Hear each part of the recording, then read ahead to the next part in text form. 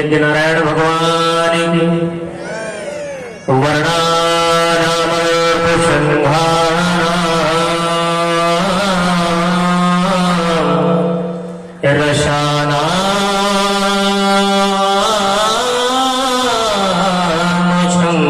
छन्दसामपि मंगला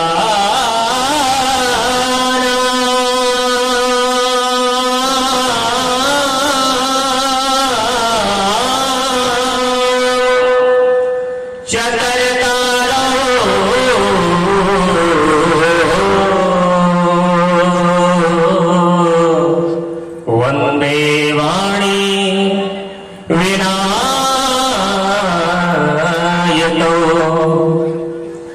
गंगा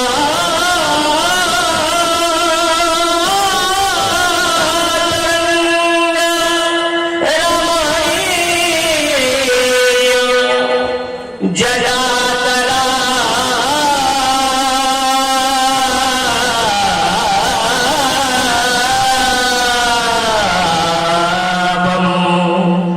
गौरी निरंतर विभूषित मामभागम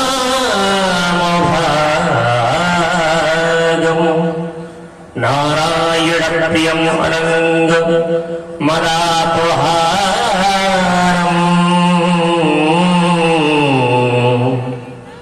वाराणसी पुरपतिं भज विश्वनाथम श्री सीतानाथ समारंभां रामानंदार्य मध्यमाम् अस्मदाचार्य पर्यन्तां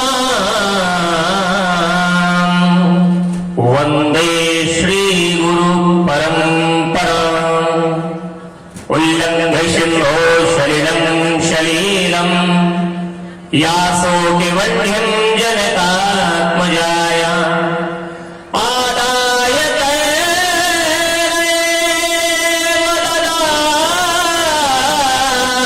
तैर्मददाहलङ्काम् नमामि तं प्राञ्जलराञ्जनेव अपने अपने घर की सबका हो खोतीर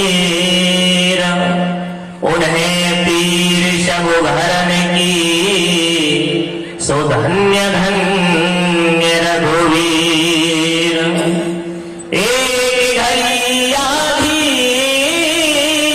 घड़ी आध्यो में पुनिया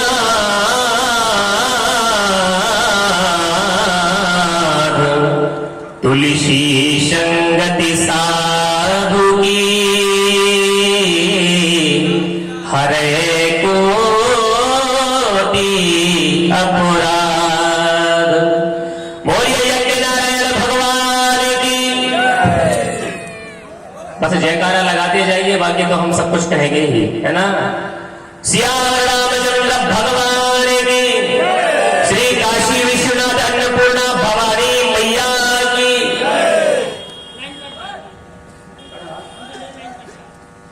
श्री हनुमान जी महाराज की, सत्य सनातन धर्म की, संत समाज की, नमः पार्वती पतये हर हर हर महादेव। आप लोग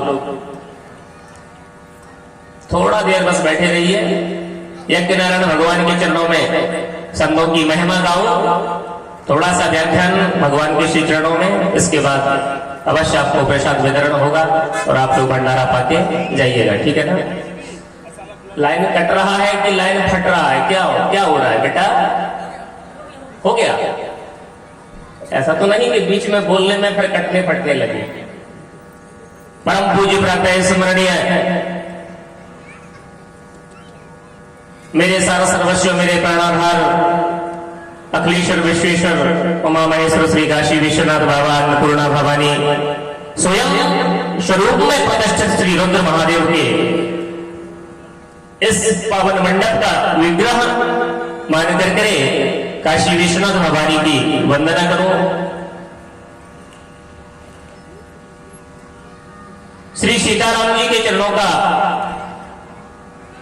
नमन वंदन सभी सुप्रतिष्ठित देवी देवताओं के चरणों की हृदय से वंदना। परम पूज्य प्रातः स्मरणीय सदगुरुदेव भगवान श्रीमद महामंडलेश्वर भगवान के स्तुति चरणों की वंदना। राम कथा के रशिया अनंत वरवंत संत श्री हनुमंत लाल जी महाराज को साष्टांग दंडवत नमन वंदन निवेदित करते हुए इस पावन भूमि में विराजित कथा मंडप की यज्ञ मंडप की पावन परिधि में विराजित सभी संत चरणों में मेरा हृदय से वंदन। परम पूज्य श्री भिखारी बाबा के पावन चरणों में बार बार वंदन करते हुए एक बार जयकारा लगाए। बोलिए श्री पूज्य भिखारी बाबा महाराज की। इस पावन यज्ञ में श्री राम कथा व्यासपीठ पर महादेव के आशीर्वाद से श्री काशी विश्वनाथ की पावन प्रेरणा से जो प्रतिष्ठित है ऐसे मेरे अग्रज परम आदरणीय श्री दिलीप कृष्ण भरद्वाज जी महाराज, आपको मेरे हृदय से प्रणाम। आपके पूरी टीम को, आपके पूरे भाइयों को मेरा हृदय से वंदन है, साधुवाद है। बड़ा सुंदर लग रहा था जब भैया के द्वारा कथा सुन रहे थे, लग रहा था सुनते ही जाए, किंतु समय की मर्यादा उन्होंने मुझ पर स्नेह किया और समय मिला। यद्यपि गीता मंदिर में 4 दिन का 5 दिन का जो गीता जयंती का मानस सम्मेलन था, गीता वेदांत पर जो बोलना था, उसमें पूज्य गुरुदेव भगवान की आज्ञा हुई और परम आदरणीय मेरे बड़े भैया श्री राजीव व्यास जी के द्वारा जो संस्तुति प्राप्त हुई उसके अकॉर्डिंग में आया। किंतु पूज्य भिखारी बाबा और सभी समिति का आदेश हुआ, महाराज जी आपको हमारे यज्ञ में भी बराबर कथा कहनी है और रोक लिया। ये हमारा सौभाग्य है कि यज्ञ भगवान के चरणों में बैठने का, संतों के चरणों में बैठने का हमें सौभाग्य मिला है। अस्तु, हम बार बार आप सभी के प्रति कृतज्ञता ज्ञापित करते हैं। आप सभी वंदनीय माताओं को, श्रद्धालुओं को मैं हृदय से प्रणाम करूं, छोटे छोटे बाल गोपालों को प्रणाम करूं। सिया राम में सब जग जानी, करहु प्रणाम जोर जग पानी। एक बार जयकारा लगाएंगे, बोलिए ओबरा धाम की। अब ये ओबरा नगर पंचायत नहीं रहा, भिखारी बाबा जी ने जो यज्ञ कराया ना, अब ये ओबरा तीर्थ हो गया। इसलिए ओबरा अब नगर पंचायत की जगह ओबरा धाम हो गया। जैसे काशी धाम, अयोध्या धाम, ऐसे ही ओबरा भी धाम हो गया। मुद मंगल में संत समाजू, जो जित जंगम तीरथ राजू, साक्षात तीर्थ राज हो गया संतों के चरणों की कृपा से। 2 बार ठाकुर जी का नाम, तत्पश्चात भगवान की पावन कथा। श्री राम जय राम जय जय राम। कौशल्या के प्यारे राम, दशरथ राजे दुलारे राम। श्री राम जय राम जय जय राम। बोलिए श्याम रामचंद्र भगवान की। अवश्य आप सभी के बीच निवेदन करूं, यज्ञ, ठीक है ना, यज्ञ और संत और कथा, देखिए त्रिवेणी है कि नहीं है। यज्ञ, यज्ञ मतलब होम, हवन, यजन, कुछ भी कह लीजिए अपने अपने समझदारी से, अपनी अपनी भाषा से। और संत महापुरुष और भगवान की कथा, संगम है कि नहीं है, गंगा यमुना सरस्वती। तो महाराज रामचरितमानस अकॉर्डिंग टू रामायण, यदि हम यज्ञ की भूमिका देखें तो यज्ञ किया किसने रामायण में? तो प्रारंभ हो रहा है कि यज्ञ किया महाराज दक्ष ने, ठीक है ना। ये जो आज कथा सुन रहे थे, महाराज दक्ष के यज्ञ में ही तो सभी लोग जा रहे थे, देवी देवता, क्यों भाई, गंधर्व किन्नर जितने भी आहूत थे, अतिथि थे, जिसमें सती जी जबरदस्ती गई। राजा दक्ष ने यज्ञ किया और आज यज्ञ हो रहा है ओबरा में, लेकिन राजा दक्ष के यज्ञ में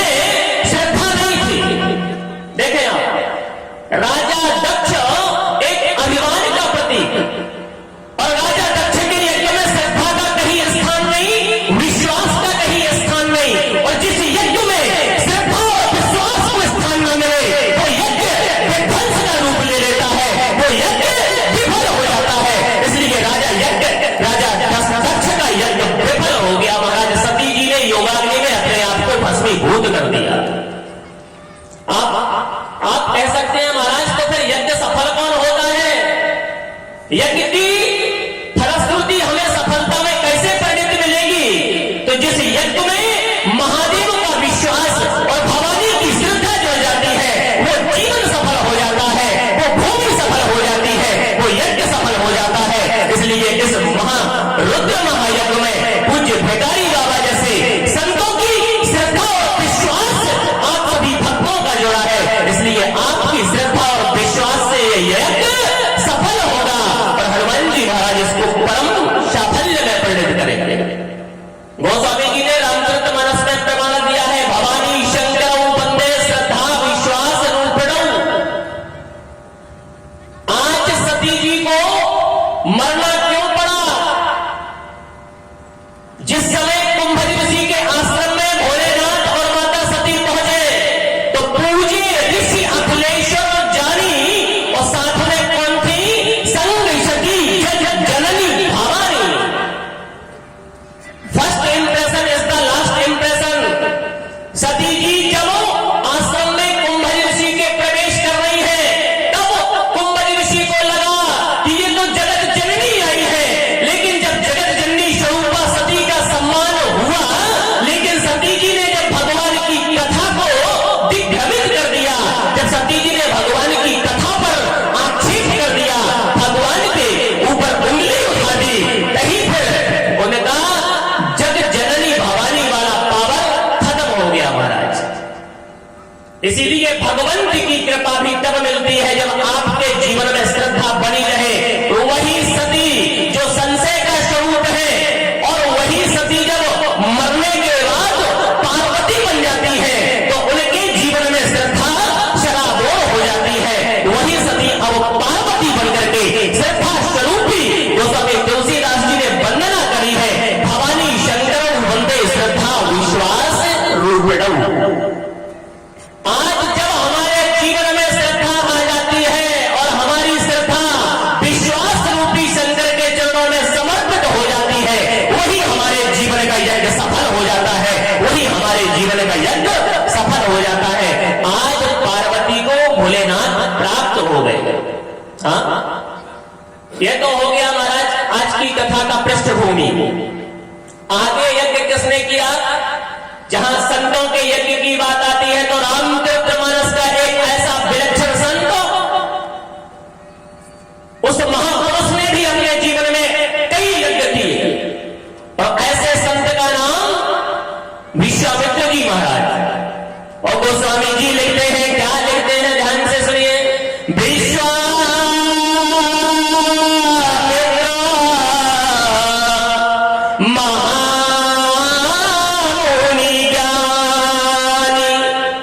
विश्वामित्र जी का परिचय क्या है? विश्वामित्र जी कोई साधारण संत नहीं है, कोई भंडारा पाने वाले महात्मा नहीं है। विश्वामित्र जी महामुनि ज्ञानी की उपाधि से विभूषित है महाराज। गोस्वामी जी प्रमाणित कर रहे हैं, विश्वामित्र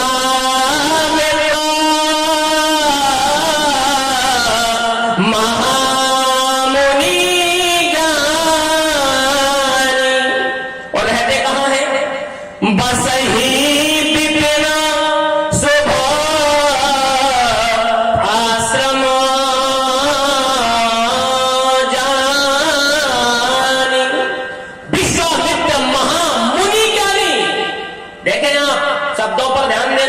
महात्मा बैठे हैं, कथा से कुछ श्रवण करने का प्रयास करें। विश्वामित्र जी महामुनि हैं और करते क्या है? आज अगर कोई महात्मा इतने बड़े मोस्ट पॉपुलर पोस्ट पर पहुंच जाए कि महामुनि की उपाधि से संसार उसको जाने, तो फिर वो यज्ञ नहीं करेगा, फिर वो राजनीति करेगा। महात्मा का काम है समाज को यजन से जोड़ना, जैसे कि पूज्य भिखारी बाबा ने किया। यज्ञ को माध्यम और आधार बना करके समाज को आज भगवत भक्ति से और भोलेनाथ के चरणों से जोड़ दिया। ये महात्माओं का काम है। महात्मा अपने भजन से, महात्मा अपने यजन से, महात्मा अपने कृतित्व से, महात्मा अपने त्याग से हमेशा समाज को कल्याण प्रदान करता है,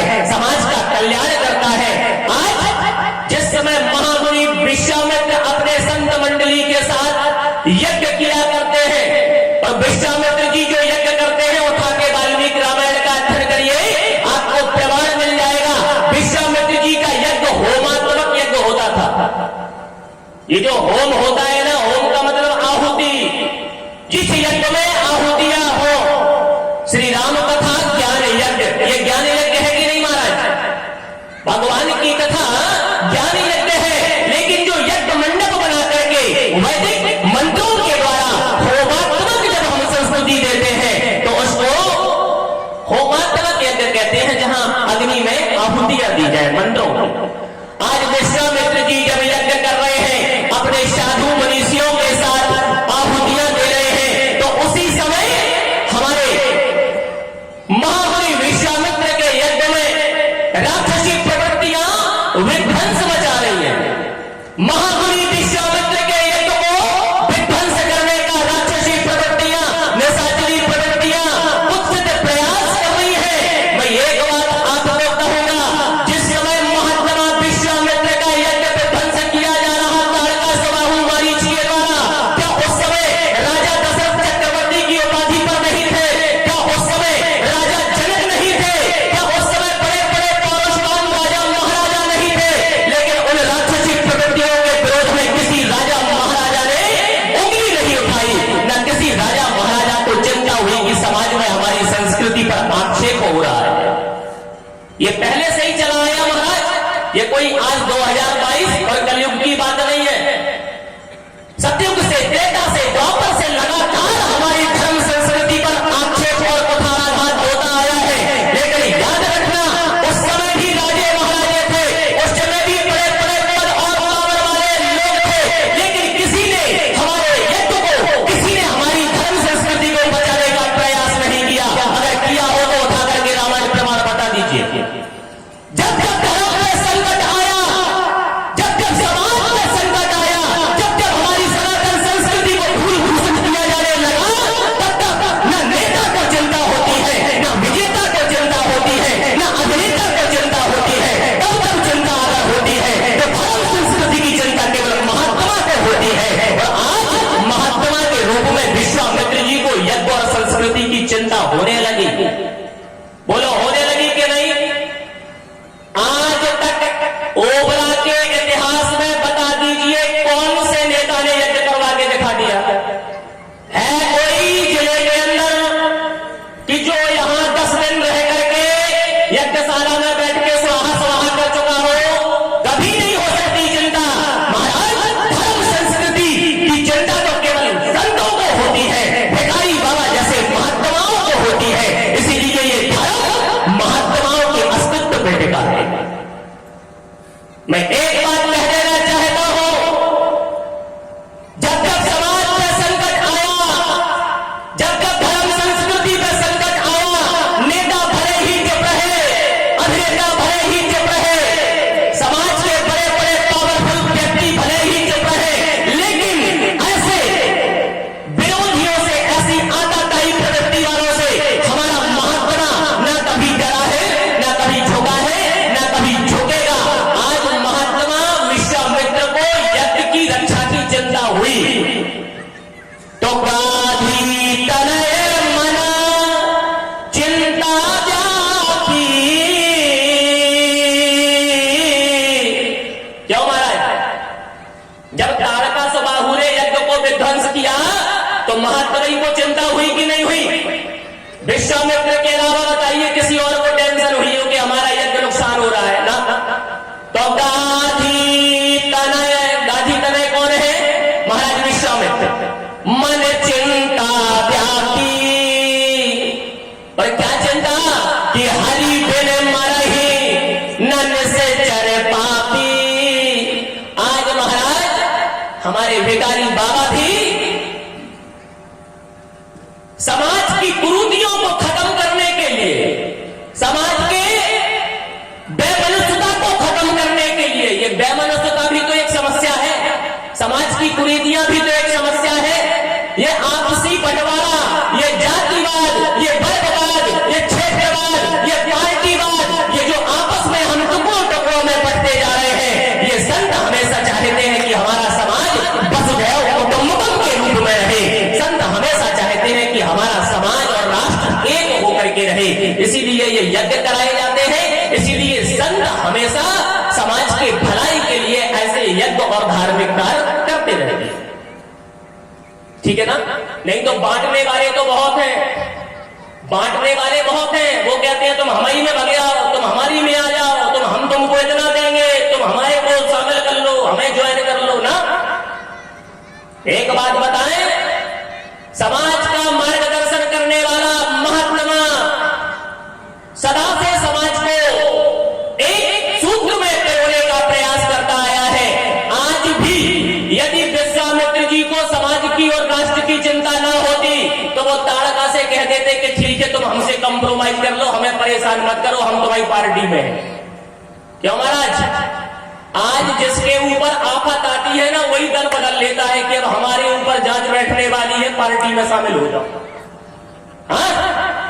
आज विश्वामित्र जी ने कोई कॉम्प्रोमाइज नहीं किया ताड़का से। विश्वामित्र जी महाराज को चिंता हुई तो आज संसार का व्यक्ति अगर चिंता करता है तो वो अपने खाने की, कमाने की, बाल बच्चों की, परिवार की, अपनी प्रॉपर्टी, अपने व्यापार की चिंता करता है, इसलिए वो चिंता में झुलस जाता है। लेकिन महात्मा जब चिंता करते हैं तो महात्मा की चिंता अपने लिए नहीं बल्कि महात्मा की चिंता सर्वभूत हिते रतः के लिए होती है। आज महात्मा सर्वजन हिताय सर्वजन सुखाय वसुधैव कुटुम्बकम के लिए चिंता करते हैं। महात्मा की चिंता राष्ट्र के लिए होती है, धर्म के लिए होती है, इसलिए उसका साथ भगवान दिया करते हैं। जो समाज के लिए